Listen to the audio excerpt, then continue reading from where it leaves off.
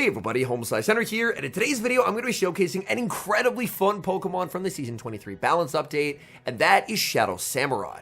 Samurott obviously got more damage on Fury Cutter this season. I initially tested out the regular Samurott and left feeling a little underwhelmed, but after watching Lyle Jeff's stream with Shadow Samurott, I built a Shadow Samurott and I felt the difference immediately. Shadow Samurott has way more ability to farm things down after landing Hydro Cannon. Now, this team that I ran is a really unbalanced team, but Shadow Samurott really felt like it popped off in these battles. So without further ado, let's hop into the matches, and we're off to a good start in game number 1, leading Diggersby into Shadow Scizor. I feel that throwing on 6 is the most logical time for Scizor to catch, so I end up throwing on 5, and they don't go for the catch, and I'm able to force an early shield. I have to respect the Trailblaze, there it is. Now I'm going to actually overfarm by 1 to avoid a catch, and they catch anyway onto their own Diggersby. But guess what, Diggersby? It's Shadow Samurott time. Shadow Samurott is going to hit the field, Fury Cutter's adding up quite a bit, and now I get to unleash Hydro Cannon. Shadow Hydro Cannon from this thing is just gonna pick up the knockout onto Diggersby after one Fury Cutter, but unfortunately, a complete wall to Samurott hits the field in Jellicent. However, I don't know if anyone told Shadow Samurott that it's completely walled. As with a bunch of Fury Cutters and 2 Hydro Cannons, Shadow Samurott has almost entirely KO'd Jellicent. Jellicent is going to be forced to fire off a charge attack here on low HP. That's going to be the Shadow Ball. In comes the Corsola. There's a simultaneous switch out. They send in Scizor, and I send in Diggersby. My opponent does have a Surf banked. That's something I'll have to keep in mind.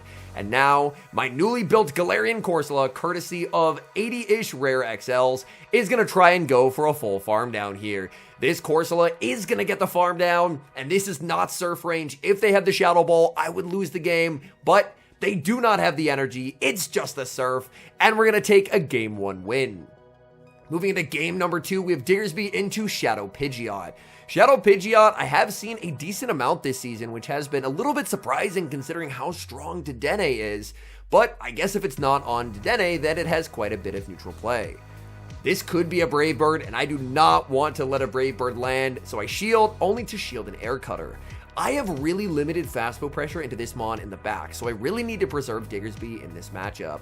They are going to make it to a Brave Bird, and I'm just going to let this go, because if they Brave Bird, they're going to be debuffed, and it'll be easier to farm. It's an Air Cutter, they save switch into their own Diggersby, and now, again, I get to respond with Shadow Samurott. This time, the Diggersby has not been chipped by a Fire Punch. It's just a full health Diggersby. And look at Shadow Samurott. These Fury Cutters do quite a bit of damage. I'm almost at the back-to-back Hydro. Hydro cleanly knocks out Diggersby, and I have a second Hydro for the Pidgeot.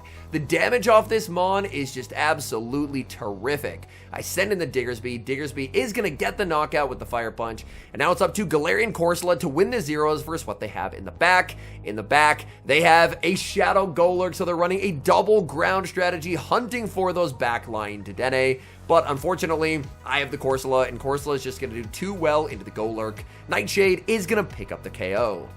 We've got mirror leads in the next match, Diggersby versus Diggersby. Considering I have a Galarian Corsola in the back, this is one of the best leads that I could ever see.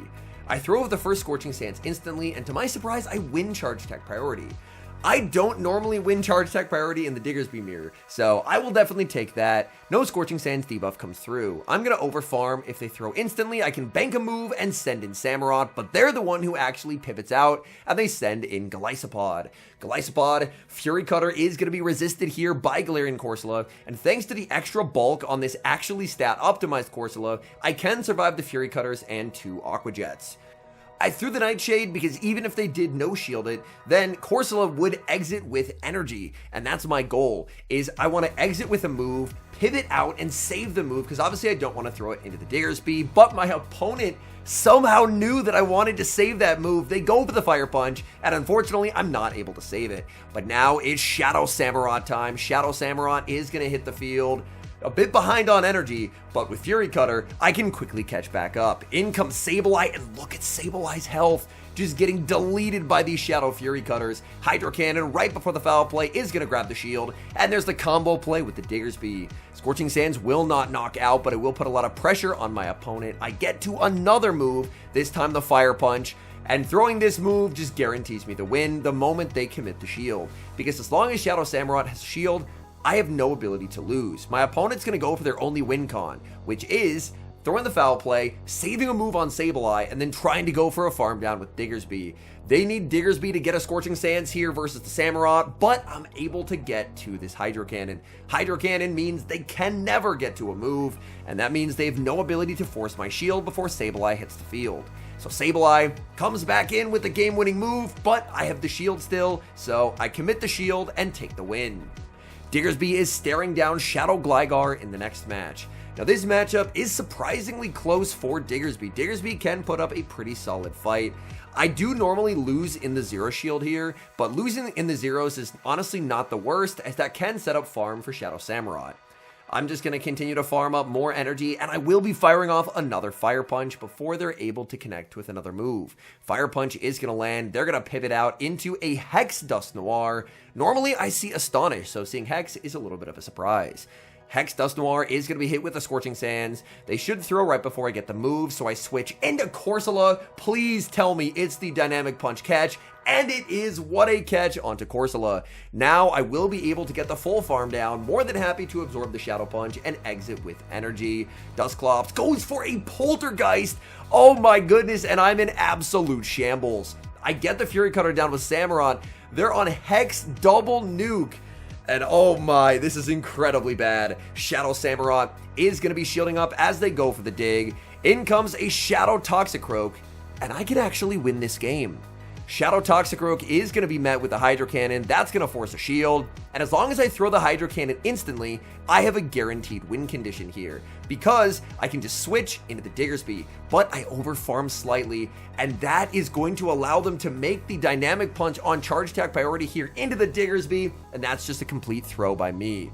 The game's not yet over, however, because Samurott is still going to be able to knock out the Toxicroak with a Hydro Cannon. So I'll get to the Hydro Cannon. This will easily KO, and then it's going to be a race. Fury Cutter versus Fury Cutter, down to the wire, and Gligar takes it on 1 HP. That's a game that I definitely should have won if I just didn't overfarm as much on Samurott. We move to the next match. Great lead, staring down to Dedenne with Diggersby. They save switch into Golisopod. I bank a ton of energy and I send in Corsola. Corsola is going to be able to survive the double up on Aqua Jets here, and I should be able to make 2 Nightshades. However, I make a pretty big error here. In the moment, I forgot that I have to throw Nightshade if I want to get to 2. I went for the Power Gem looking for the knockout, and now I don't get a second move. So you could tell this was after a pretty long day, so I am making some misplays in my games, but misplays will happen, and it's my job to try and battle back despite these really unfortunate misplays. Aqua Jet, big damage into the Diggersby. Fire Punch picks up the KO. In the back is Lurantis, and this game does somehow feel winnable, but I'm probably going to need a catch. Fire Punch lands, in comes Shadow Samurott, and my opponent desyncs the switch timer. This is really important. Leaf Blade is going to be shielded. In comes Dedenne, and Dedenne, I forgot that they did 1 Thundershock before switching at the start of the game, so they're able to Parabolic Charge before I can get a move. Either way, I'm going to land a Hydro Cannon, but since they buffed their defense, they will no longer get KO'd. But here's where the desync of the timers is going to come in clutch, because I can switch. My opponent cannot. The clock comes up and we catch onto Diggersby. We catch Parabolic Charge where it's double resisted. In comes Lurantis. I make the Fire Punch, but my opponent is forced to fire off a move here to deny this energy. But this is going to set up Shadow Samurott. We may have misplayed significantly in the mid game, but Shadow Samurott is here to sweep for us, putting the team on his back. Hydro Cannon KOs the Dedenne, and we escape with the win. Diggersby into Golisopod. This is a very bad lead. I don't want to save switch into the Shadow Samurott because I would always be behind by a turn. So instead, I think I would much rather just play out the zeros here as Diggersby, hoping that my opponent does not CMP tie my second Fire Punch. If they CMP tie my second Fire Punch, they're going to leave way too healthy and I'm going to have to bring in Corsola. But if I can land the second Fire Punch like I am right now, then I'll have the ability to Fury Cutter down with the Samurott. My opponent is going to fire off the Aqua Jet, and this should be perfect Fury Cutter down range for the Shadow Samurott. The Samurott already has really good pacing, so if you give it an energy lead, then things can get very fun. In comes Galarian Weezing, And this is a bit unfortunate that it's the non-Shadow Galarian Weezing. Obviously, my Fury Cutters are double resisted, so they're not going to do a lot, but if it was the Shadow, I could still pick up the KO with the Hydro Cannon. But here, Hydro Cannon, I think they can actually survive. So what this game is going to come down to is, potentially, can I catch a Sludge onto my Galarian Corsola? They are going to be firing off another Sludge. I'm going to be committing the shield. And I think that I'm just going to farm up and switch right as they get to the Sludge. And we get the catch onto Galarian Corsola. Let's go. But disaster. They threw a brutal swing. In comes Shadow Marowak. And the decision to throw a brutal swing may have just won them the game.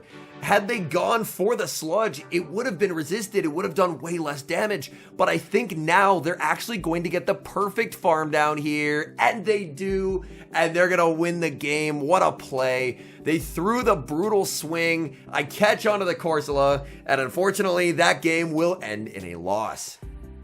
But we have an opportunity for redemption in the next match as Diggersby is staring down to Dedenne.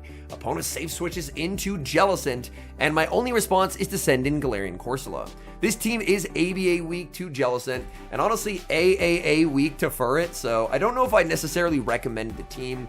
But hey, we have seen unbalanced teams work in the past, so I don't know if I'd necessarily write off the team instantly. Here, I shield, and I get it right. If they surfed, they could have made a Shadow Ball right here, so getting that shield call right was very, very important. They are going to make a last-second surf, but surf is not going to be a problem. In comes Dedenne, and with 2 Nightshades, I can just knock out Dedenne. Dedenne is actually going to end up committing a shield, which is a bit of a surprise, as I do have a Diggersby waiting for it. Nightshade is going to land. Dedenne cannot farm down. They're forced to fire off a move. The bulk on this new Corsola already paying dividends. Parabolic Charge is going to buff up their defense. And here, that was actually not one turn bring in. I waited a turn because I was expecting them to switch. They should switch here, so I'm just going to blind switch into Samurott, but they stay in. Oh no, but thankfully I can win charge attack priority with Samurott. That was almost a catastrophe. Down goes Dedenne. In the back is going to be Annihilape. Annihilape, if it was the Shadow, I could cleanly one-shot with the Hydro Cannon. It's the regular, which means regular can barely hang on, and this game is going to come down to this.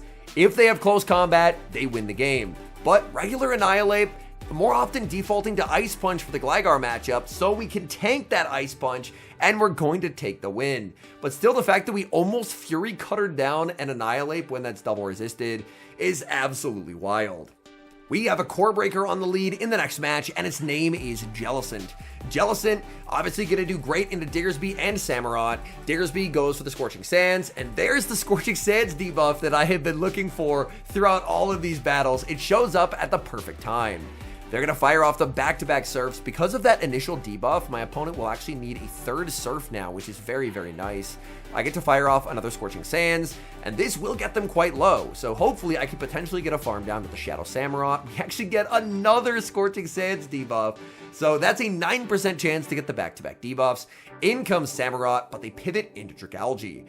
This is a really bad sign, because so far my opponent has been extremely strong into the Shadow Samurott. I pivot out into the Corsola, hoping that their third is going to be weak to the Samurott, but I do not have high hopes here. So I'm going to be firing off the Nightshade. Nightshade is going to connect, dealing some pretty solid damage. This is just an Aqua Tail. I will be able to tank this and get a farm down. I'm expecting my opponent is going to be sending in the Jellicent, so I'm just going to spam the switch into Samurott here. I spam the switch, but they didn't bring in the Jellicent. They bring in Dedenne. I go for the Hydro Cannon, and they make a catch onto Jellicent. This undercharge is going to set up a Fury Cutter farm down, but the fact that they brought in Dedenne anticipating my switch was a stroke of genius, because if I knew the Dedenne was being brought in, I could have just thrown that Nightshade and won the game.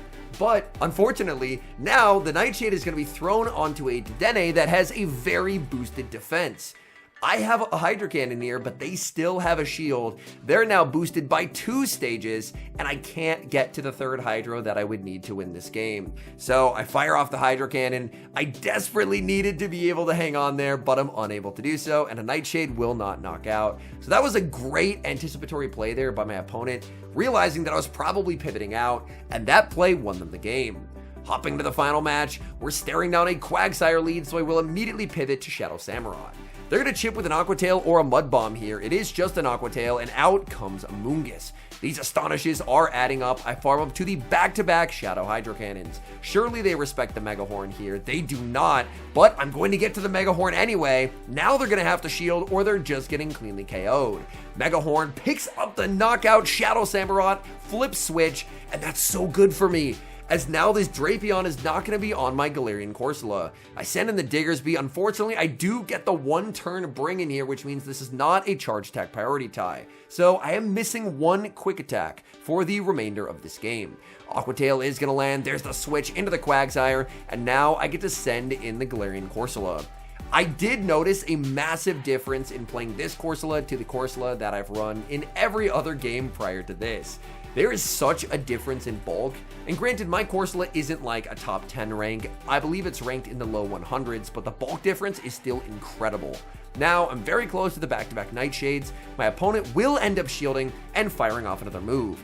And I know that this energy is quite valuable, so I can shield when they send in the Drapion, fire off the Power Gem. They always have to let this move go because it'll do less than a Scorching Sands, but I can just get to double Fire Punch, so I'm in a great spot. I go for the Fire Punch here. I don't even need to hit all the bubbles because it would KO anyway. And the moment I don't CMP, I realize that I think I might be able to actually Quick Attack down as well. So it turns out I don't even need to throw. I can just Quick Attack down with the Diggersby. In comes the Quagsire. If they had a move, things could get a little tricky, but they do not, and Scorching Sands will take the win. All in all, I really enjoyed getting to play Shadow Samurott. I could really feel that Fury Cutter damage in a lot of those matchups, where even though Fury Cutter does not get same type attack bonus on Samurott, once you add in that Shadow multiplier, those Fury Cutters were absolutely deleting in some of those matchups, and I really liked the Diggersby matchup. The Diggersby matchup for the Shadow Samurott felt incredibly clean. Being able to strictly outpace them, and with a few Fury Cutters, just cleanly knock out with the Hydro Cannon, that matchup felt so much better as the Shadow than the regular. Since this is a Glacier Mon, I do want to provide the caveat that I think this Mon will go as far as your energy management will take it. It's a Glassy Mon, so it's going to require careful gameplay. If you let an opponent get 100 energy on something, Samurott will get overrun because it can't take hits. But if you're good with energy management, my goodness, Shadow Samurott, it was so much fun to play. And the moment you get even the tiniest little bit of advantage, even against a matchup like Jellicent where it's hard-walled, Samurott can run away with games. Anyways, thank you guys so much for watching. If you're enjoying the content, make sure to leave a like and subscribe to the channel if you haven't. And a special thank you as always to our channel members here on YouTube. The support you guys provide is genuinely so appreciated. So thank you guys oh so very much. And until next time, I've been HomeSliceHenry.